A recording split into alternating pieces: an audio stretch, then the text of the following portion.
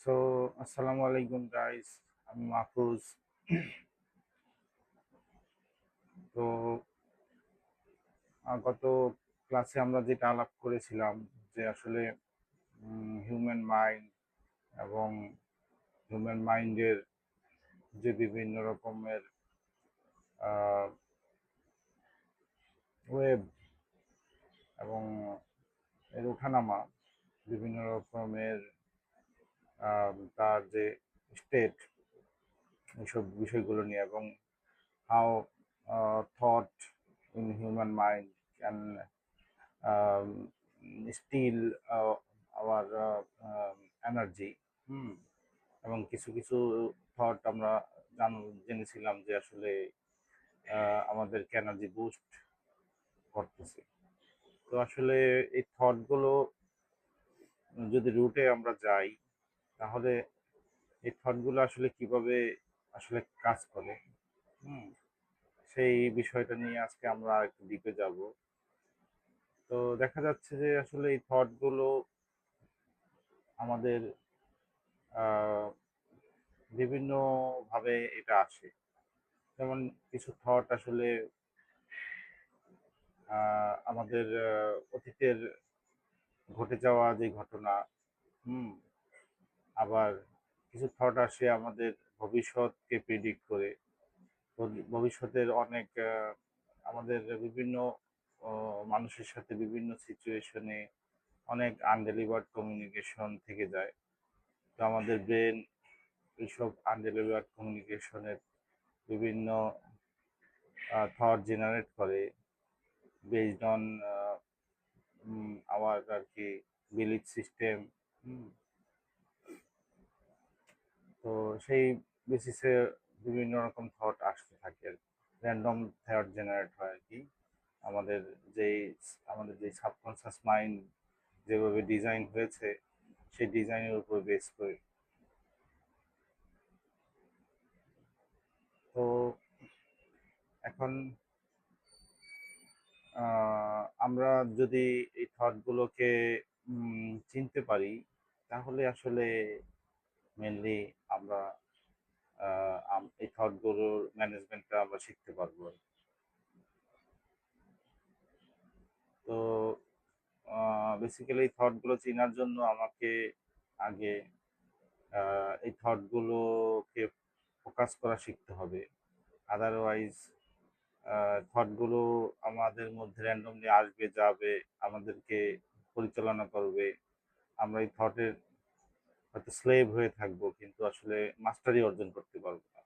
আমাদের দরকার হচ্ছে আমাদের থটের উপরে মাস্টারি অর্জন করা, যাতে করে থট র্যান্ডমলি আসবে, but we have an opportunity to reshape. আসলে বলা হয় যে আসলে হিউম্যানের কোনো ফ্রি উইল নাই। মানে আমরা আমাদের ইচ্ছা অনুযায়ী কোনো কাজ করতে পারি না। আমাদের যে থটগুলো জেনারেট হয় সেই অনুযায়ী আমরা কাজ করতেছি। কিন্তু আমাদের একটা ফ্রি নট উইল আছে। মানে আমরা কিন্তু থটগুলোকে রিজেক্ট করতে পারি বা রিশেপ করতে পারি। সে ফর এক্সাম্পল, আমার থট আসলো যে আমি এখন একটা আইসক্রিম খাবো।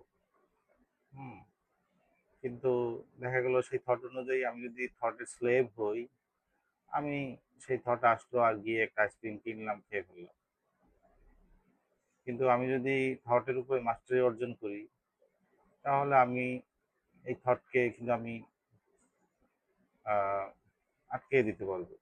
দেখা গেল যে আমার আসছে যে আইসক্রিম খাবো, আমি বললাম যে না, আমি আইসক্রিম খাবো না, আমি একটা ভালো জিনিস খাবো, আমি একটা আপেল খাবো।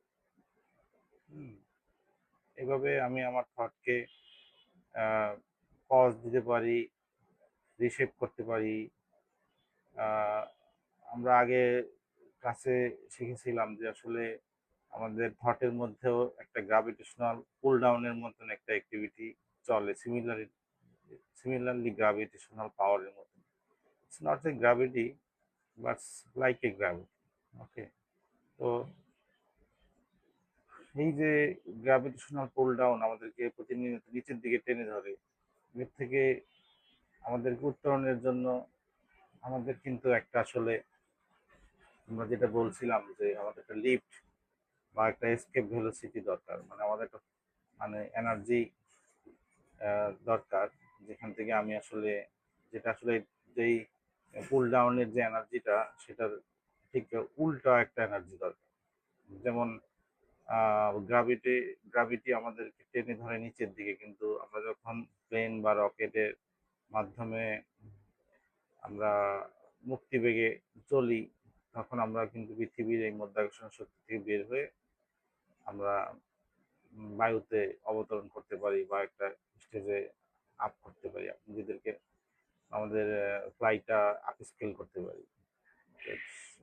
সিমিলারলি আমাদের লাইফেও আমাদের এই থটগুলো যখন আমাদেরকে পুল ডাউন করে নিচের দিকে টেনে ধরে, আমাদের একটা সুযোগ আছে যে আমরা আসলে আমাদের যদিও আহ, আহ, বলা হয় যে ফ্রি উইল নাই, মানে আমরা নিজেরা থটগুলো আসলে নিজেদের ইচ্ছা মতো জেনারেট করতে পারি না।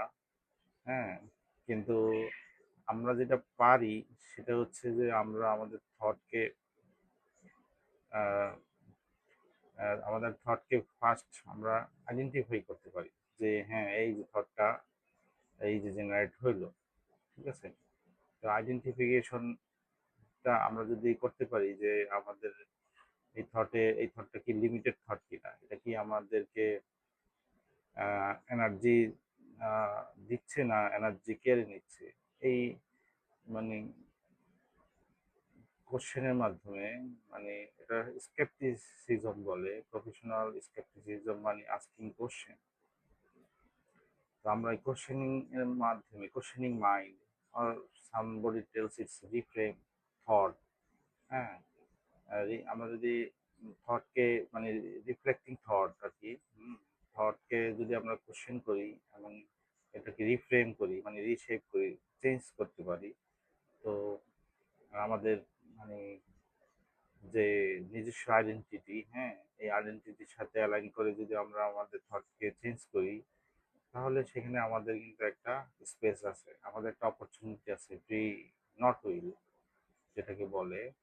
হ্যাঁ, তো এই ফ্রি উইল থেকে ফ্রি নট উইলের যে মানে একটা যাত্রা, এই বিষয়টা যদি আমরা বুঝতে পারি, তাহলে আমাদের কিন্তু একটা অপরচুনিটি আছে যে আমরা আমাদের যে এই এনার্জি সেভিংস যেই স্ট্র্যাটেজিটা আর কি, যেটা হচ্ছে যদি বলি যে আসলে পাওয়ার অফ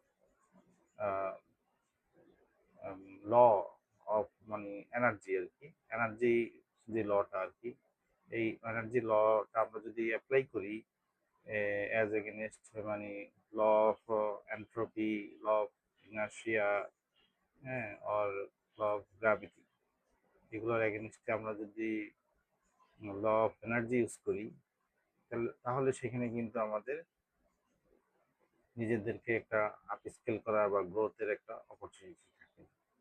তো এই গ্রোথের বিষয়টা যখন আসলো, সেক্ষেত্রে বলতে হয় যে আসলে গ্রোথটা কিন্তু based on speed. Say for example আমরা যদি প্লেনের দিকে দেখি, প্লেনটা কিন্তু ফ্লাই করার আগে তাকে একটা হাই স্পিডে রান করতে হয়।